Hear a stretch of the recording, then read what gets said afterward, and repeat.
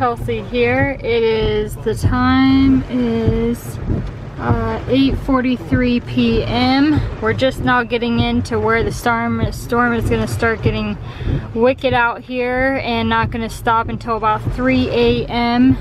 Monday morning. I wish you could see it. It is freaking wicked out here. I mean, it is just absolutely wicked. Watching these trees, the light keeps on, the sky keeps lighting up, and then I'm able to see like how these trees, I just wish I could show you. Well, I really don't, but I mean, it's absolutely wicked out here. This doesn't even do justice for the stuff that I'm sitting here watching with my animals. I mean, crazy. Let's see. Venture out after storms like this often can get themselves into trouble. And we've seen many times that is where people sometimes even get killed because they'll go out. Yeah, it's just absolutely crazy here. Sitting in the car with the animals. Put the windows up and down a little bit, let some fresh air in.